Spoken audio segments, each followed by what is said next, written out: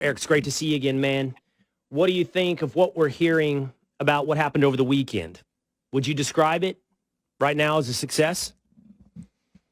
Well, I was on Steve Bannon's show before it happened, saying I don't think it's a good idea, and I still don't think it's a good idea. I think the complexities that will unfold now will cause more problems for the United States.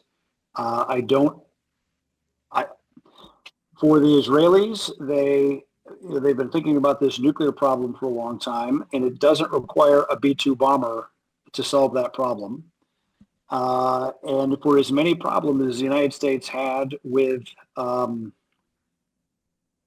Red Sea and the Bab el-Mandab, with the Houthis closing that waterway off, using Iranian weapons, trust me, the IRGC, the Iranian military has stockpiled probably 10 times as many weapons as the Houthis had to be able to shut off the Straits of Hormuz.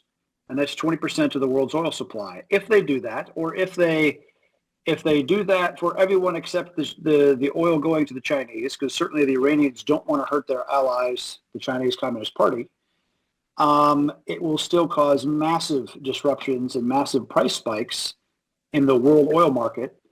And it will cause, if you get to $100, $110 a barrel in the U.S. market, imagine that effect on our economy and recession and all the rest. So this is where the linkage of economy and military affairs very much intersects.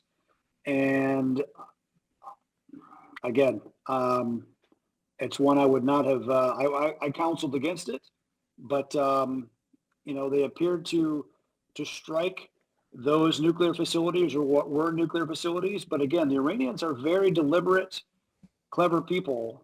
I would find them to be completely idiotic if they kept all their stuff, all their eggs in one basket, as an easy target for the U.S. to hit. I'd be surprised if all their stuff was at those nuclear sites.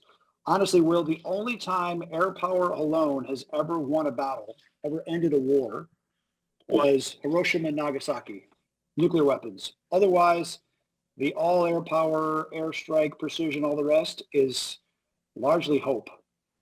And again, that's a war in Iran is not something the United States government, the United States citizens should be dragged into. All right, you said a lot that I want to follow up on right there. Let's start with shutting down the Straits of Hormuz. And you talked about the Iranian missile stockpiles are much greater than the Houthis. What is your guess, or what is your knowledge about how much the Israelis have been able to deplete, or the Iranians have depleted themselves by already firing their missile capabilities? I mean, I'd be curious what you think about what the Iranians have done so far in terms of their response. Most people are saying it's a lot less than they expected, and that brings the question up as to why. Have they already been depleted? So is their ability to shut down the Strait of Hormuz also deteriorated? Look, insurance companies are chickens. And if one oil hauling ship is damaged by a mine, a missile, or a drone, they're going to shut off. They're going to withhold coverage.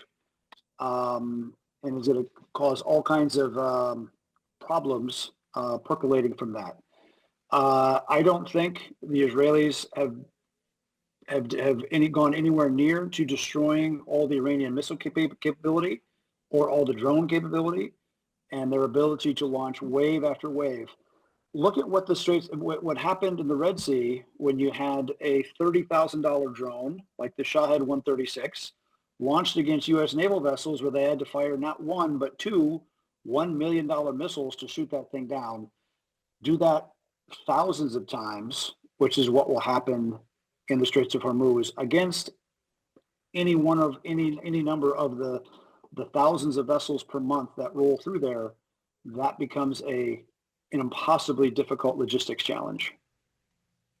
Okay, you also said were nuclear facilities. You said where they have nuclear facilities, and then you corrected yourself to say where there were nuclear facilities. Are you concerned, highly concerned, that in fact they had gotten most of that uranium? I heard you. It's probably dispersed. It would be idiotic to have all of your eggs in one basket. But they knew this was coming, and might have even moved everything ahead of time? Look, all I know is I look back at history, and whenever anybody thinks that they're going to hit some key strategic spot and knock out the enemy's capability, the fact is, for all the bombs, the millions of tons of bombs that we dropped on Germany during World War II, we never really affected aircraft production. Okay, the Messerschmitt 109 was produced at the same volume in 1945 as it was in 1942, because they just took the machinery out of the factories and put them in tunnels in the sides of hills. So I would, the Iranians have had a long time to think about this problem. I would be shocked if they haven't come up with a dispersed strategy to do the same. So it's dangerous for us to assume that it's a one and done. Hey, it's way too much of our American way to expect a simple, clean solution to something as complex and ancient as the Persian Empire. You also said, Eric, that it wasn't necessary for the United States. You didn't need B-2 bombers, that the Israelis could have done it themselves. That's different than everything we were told ahead of this, that only we had the military capability, only we had these massive ordnance penetrators, only we had the delivery vehicles in the B-2. So how could it have been handled by the Israelis? Sure. I know for a fact, because I've seen enough videos of some very large ANFO, ammonium nitrate bombs going off over parts of Iran, that the Israelis are flying at least C-130 aircraft over the battle space. Now, a C-130 will carry 20 tons. If you want to carry 50 to 70 tons, you can rent some bigger ramped cargo aircraft or buy.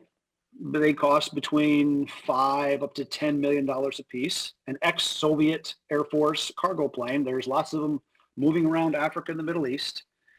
And a massive ordnance penetrator bomb like they dropped is basically a machined out hardened steel rod. In many cases, they can use an gun, like a naval gun barrel, and you put fusing on there. And if the Israelis have been thinking about this problem set for the last 15 or 20 years, worried about an Iranian nuclear program, then they should have built that capability to deliver it by themselves. I dropped enough boats out of airplanes that weigh many, many tons to know it's not that hard to get a large device off an aircraft in a hurry, in a stable way, to deliver that kind of weapon system. No, it's not going to be a stealth bomber, but the fact is they have largely degraded the Iranian weapon systems, surface-to-air missile systems, to make it possible to deliver with that kind of precision. So yes, I believe the Israelis could have delivered it themselves if they needed to. Okay, and yet now we have. And so that brings the question of what the Iranians will do beyond maybe even just attacking and shutting down the Straits of Hormuz. Are you concerned, Eric, with any threats to domestic homeland? I mean, there are a lot of Iranian nationals who have illegally immigrated to this country over the last 5 years. I don't know the capabilities of the IRGC, of the Iranians, to weaponize people across the world. How concerned are you for us back here at home? We should be highly concerned because we've had such a porous border. Tens of thousands of Iranian nationals have gone to Venezuela, been rebadged as Venezuelans, and in many cases entered even legally into the United States with a Venezuelan passport over the last 2 decades. So their ability to have significant amounts of sleeper cells we should be concerned. And when you combine that with, when you look at some of the pro-Hezbollah, pro-Hamas marches going on in eastern Michigan, results of a completely runaway, out of control immigration system where you have a lot of fundamentally incompatible with the American way of life people that are sympathizing with the enemy, that is a huge internal problem. So yeah, we should be concerned because if any one of those cells are activated, we have a very, very soft underbelly of a lot of very soft targets in America. And I'd be shocked if the Iranians don't respond. Domestically, through that mechanism we Yes. just talked about, not just regionally, but domestically. Domestically. If you were wargaming that, Eric, and, I don't want to indulge in fear-mongering or reckless speculation, but if you and I were in a closed room with people that mattered, and you have been, and you were wargaming, what would the softest targets and how that would play out. We just saw the Israelis and the Ukrainians pull off big drone attacks domestically with people on the ground. It's pretty low-tech capabilities, from what I understand, in launching that type of attack in Russia, in Iran. You have our history here. There's bombs, there's guns. It's easy to have guns in the United States. What would you be wargaming?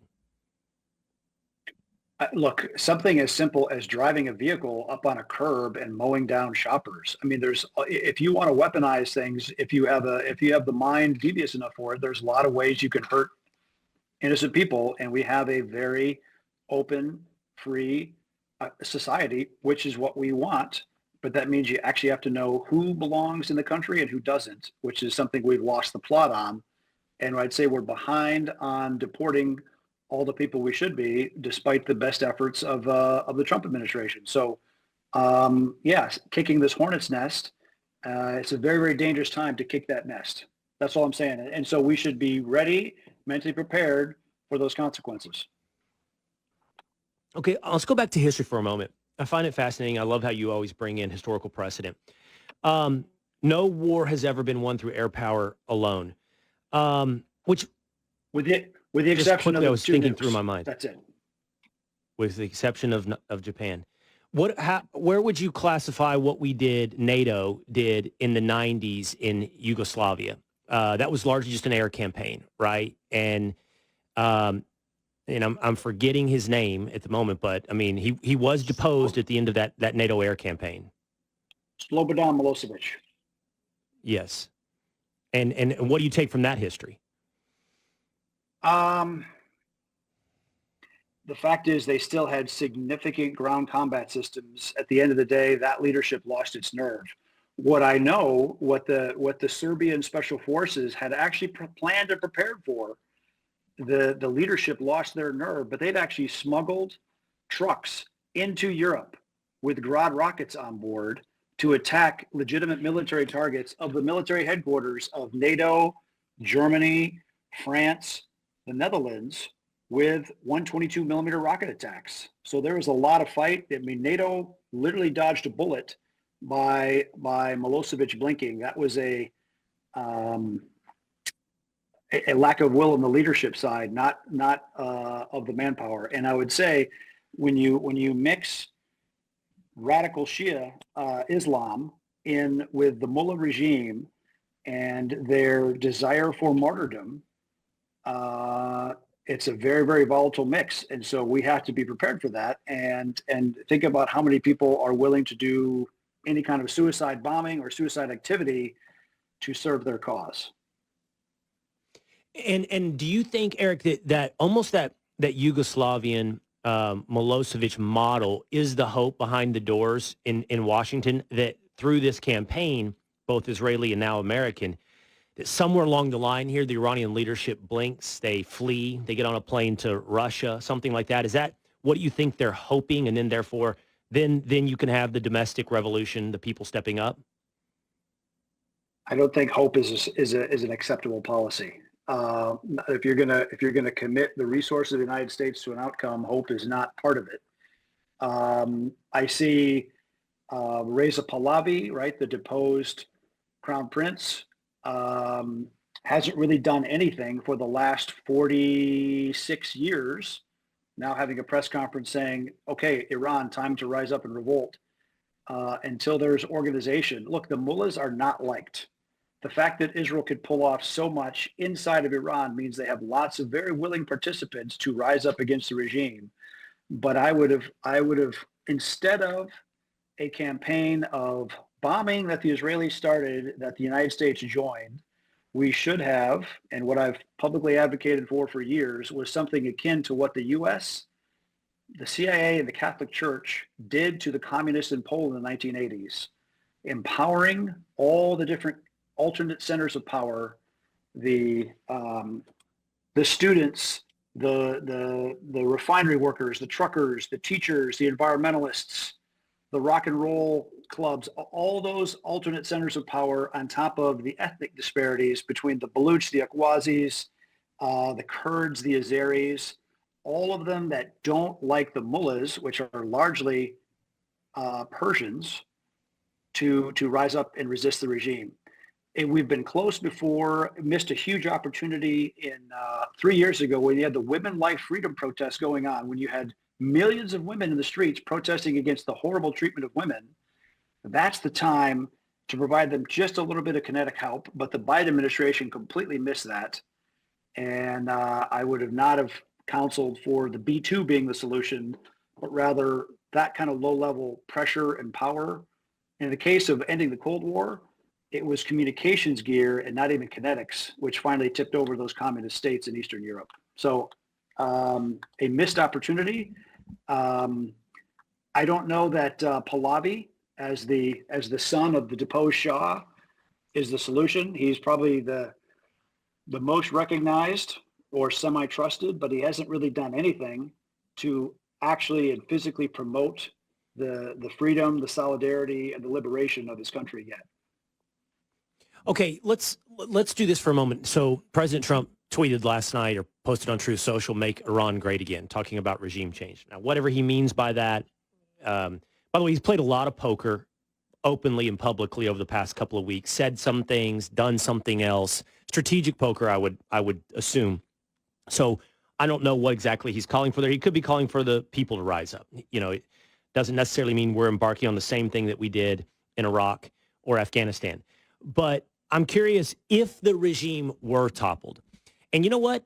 Even with the scenario you described, or maybe even more concerning, should we have pursued the path that you described, if you foment domestic divisions, ethnic, religious, whatever it may be, then you have this situation that we might have had, you might have the situation we did have in Iraq, which is civil war, sectarian violence immediately afterwards. Or what you have in Libya right now. Right. Still. So I wonder what you think, and by the way, Syria as well. So what you might think would happen in Iran. I mean, if the mullahs were toppled, I mean, it's different ethnically. 60% is a huge majority Persian, 60% Persian.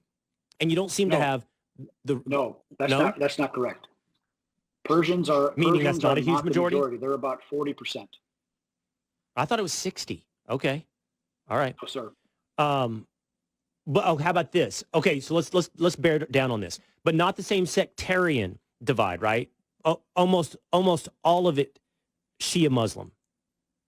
Almost all Shia, with a shockingly larger than you think and fast-growing minority, which is Christian. Okay, so do you feel like now that you've repositioned me to 40% Persian? Do you feel like Iran would be similarly unstable as we've seen in these other countries like Iraq and Libya? Certainly high risk of that. I'd say the group to work with the most closely with is the Iranian military, because the IRGC, the Iranian Revolutionary Guard Corps, is the enforcer of the mullahs right now. They very much behave and are like the SS was to the Nazi Party in Germany. The Schutzstaffel, the protectors. And the IRGC is who makes all the money from all the sanctions and all the special perks. The Iranian army is a significant force. And I think I almost have to look at it like dropping a rotten tree. You want to be really careful, and you can never be exactly sure how it's going to come down, but you try to guide it. And if you have an Iranian military that you've recruited, paid, provided some capability for to smash the IRGC, the rest of the regime goes away. The regime was in such bad shape back in 2009 and 10, which is actually where the Arab Spring started in 2009 right. with the green protests in Iran. And it was so bad, right. The regime was in such dangerous shape there that they actually brought in Lebanese Hezbollah to crack down because they didn't trust any of the internal Iranian resources. So the regime is fragile. Empowering some of the ethnic groups or some commando element and some part of the Iranian military to turn on the IRGC, that's how they take this down internally. And I don't know if the CIA is part of that. I don't know if the Israelis have supercharged that capability. You'd think they'd be showing themselves now if they had. but I don't think an air campaign alone is going to make this thing is going to drop this problem. Okay, so what you're laying out for us though is an air campaign combined with hoping one of these elements stands up. Interesting about the Iranian military, hoping one of these elements stands up domestically to take down the mullahs. Yeah, but I would have hoped if they're planning on doing this air campaign to weaken the regime, that you have to have a ground element to actually hold ground. Air campaigns don't work unilaterally for almost anything. But see, so this is. What do you mean by ground element? Everyone listening is going to be concerned about American troops committed to anything like this. Israeli troops, I don't know. Oh God! Are you talking about domestic? Domestic? No. I know you're not. I know you're not advocating. No. I know you're not advocating. We're analyzing. No. I know you're not advocating. Analyzing here. I know you're not. I know, but if it has to have a ground element, and you're doing this war planning game scenario out with us, is that you're saying that ground element is the domestic uprising, right? It is that element that stands up domestically. That should have been prepared for months ago. You take people out, you recruit them, you train them, you send them back in with certain arms caches, so you have the ability to communicate and organize and move by 50 and 100 man groups to be able to see certain terrain, to make things happen. It is the unconventional warfare approach. That's what U.S. Army Special Forces do. And again, not advocating any active U.S. personnel in any way to do that. But whoever planned this campaign to get rid of the mullahs, if they didn't plan that kind of ground combat element using local partisan forces, they are clearly missing the history of regime changes. Okay, well, then does that lead you to believe that's actually not been the goal from the beginning? I've always wondered if that was an inevitable goal, like you couldn't avoid that. Do you take them at their word that the goal is simply to rewind the clock? I don't know, months, years on the nuclear campaign? I don't know, Will. I would that's be pure speculation if I said anything on that. So I don't know. On the goal side of this. Yep. What do you think President Trump means when he posts that on Truth Social? I think he listens to a lot of what the Israelis are calling for. I have Middle East fatigue, and Israelis' problems are not our problems, and that's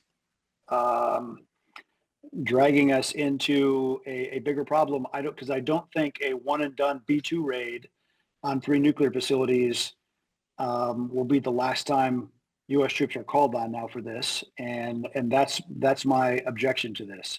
If people are hell-bent to do regime change, then do a proper job of planning of a commando, indigenous, partisan ground element to put that kind of pressure at the ground level, at the boot-on-neck level against the IRGC and the Quds Force and the Besiege, and let the Iranian people, the citizens that live there, rise up and reclaim their freedom. This ultimately has to be their mission that's accomplished. It cannot be done by U.S. intervention or by Israeli intervention. They have to, look, the French helped us gain our independence, but it was ultimately U.S. boots and leadership that made it happen. Okay, I think I have two more follow-ups. 1781. The Israelis are not stupid. That has been well illustrated. And their capabilities inside Iran, as you talked about earlier, are pretty sophisticated. Think of this now, Eric, if you would, from the Israeli side. If the Israelis, and they've been pretty open about their desire for regime change, if that is their desire, would you not think they had a plan like you just described to stand up domestic elements if it needs a ground element? But even if the alternative is, part of it is we're going to get the United States involved, there has to be some understanding that's not going to, I don't know, that it's not going to involve boots on the ground, full-out warfare for the United States in Iran. I'm wondering what the Israeli, forget the American plan. What was the Israeli plan? That's a damn good question. I don't know. And maybe their plan was to make enough of a stink in Washington to pressure the President Trump into backing them up. Look, they are the ones that started bombing Iran, 2 weeks ago. And that's a country 11 times their population with a very dispersed geography, with significant oil resources and money that they've invested into tens of thousands of low-cost precision weapons that in some cases have made it through the 5 layers of air defenses to smash into Israeli cities. If it was the Israeli plan all along to drag America into this, that's really bad. That is not being an ally. And I am in favor of allies, but I am not in favor of America, of all this American protectorate stuff, where we are $37 trillion in debt. We're moving towards hyperinflation, where the cost of servicing our debt exceeds that of our defense budget. So these are very, very real economic problems that are born and imposed on all American citizens. But cleaning up the Iranian problem, the threat to Israel, is not the primary responsibility of the United States of America, period. And I am ornery that we're being dragged into this. Okay, I think the last question or two here. You said this is not going to do it. What we have done, and you said you suspected this won't be it, what we've already done over the weekend. What do you think happens next involving the United States, Erik? Well, now you wait and see what the enemy, what this opponent does. Do they close the Straits of Hormuz? Do they do a number of responses that are just below the obvious threshold of war? Or there are a bunch of lone wolf attacks? President Trump said, "Hey, this is a one and done. We're just destroying your nuclear capability." That's a big hope for them to say, "Okay, we just punched you, and now we're gonna go home and don't punch us back." That's a big if. Okay, and then finally, what do you want? Not from a week ago when you spoke to Bannon about what you hoped the outcome would be for the United States. The game has changed now, right? We've already launched this initial campaign. So from this point forward, what would you hope would happen with the United States? That the United States would require our so-called ally to clean up the problem. The hornet's nest that they kicked over is not the burden of the U.S. Fighting personnel and not the burden of the U.S. taxpayer. You know, in the old Colin Powell phrase, you break it, you buy it. Not something we can afford to wade into is another endless nation-building war. No way. So you're saying step back now and say, deal with it, Israel. The question is, to the point of your earlier answer, though, what do the Iranians do? If they don't see it that way, we don't have the capability of stepping back. Well, it depends. If they retaliate and smash a bunch of U.S. bases and kill a bunch of Americans, yeah, this becomes a very ugly cycle that we could have avoided. And I think it's a very big bet of the president to say he can do this, clearly commit a precision bombing campaign. Apparently, no people were killed in these three attacks. That's good, but I would be shocked if we actually destroyed all their nuclear capability and their nuclear program. The fact is, the Iranians have uranium. And they haven't put anything on a dirty bomb yet. Maybe that's something they pivot to. So there's a lot of ways they can escalate, and it'll be interesting to see what happens. I doubt they're at the point of fear where Khamenei and those around him are ready to abdicate and just run away. But maybe I'm wrong. All right. I hope I'm wrong. I hope I'm completely wrong, and peace, love, and happiness breaks out in Tehran and the whole country, because a secular run Iran with a very intelligent people that want to be part of the modern world with natural resources and lots of arable land.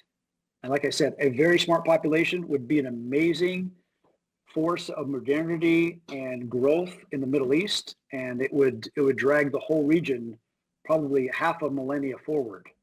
I hope that's the case, but I don't think that is the case. Well, I found this depressing and enlightening, this conversation, Erik, which means I have to ask one last question. What do you think the response will be from the Russians and the Chinese? Well, the Chinese import a huge amount of their oil from the Gulf. They passing through the Straits of Hormuz. So the last thing they want to do is interfere with that because that becomes a massive threat to their economy. Um, Putin just said something very interesting. He said 2 million of the people, of the citizens in Israel now speak Russian. They're Russian Jews that left. And so I don't see them retaliating or doing something aggressive. They have enough of their hands full in Ukraine, and hopefully find a way to get that wound down, because that is in the United States' long-term interest, immediate interest and long-term, is to be not so antagonistic. We don't have to be best of friends, but at least a normal trading partner with Russia and pull them out of the orbit of the Chinese Communist Party. So I don't see the Chinese taking any huge action other than they will continue to trade with Iran. They will be the main economic lung that they breathe through. The Russians will, I'm sure, continue to buy stuff from Iran, some drones and drone components, because again, the Iranians have developed some unique capabilities that the Russians are putting to effective use in the Ukraine battle space. So I don't see any major response from either of them. Okay. Like I said, concerning, maybe depressing, but also enlightening. Erik Prince, always love having you on the show. Thank you, Erik. You bet, Will. Thanks.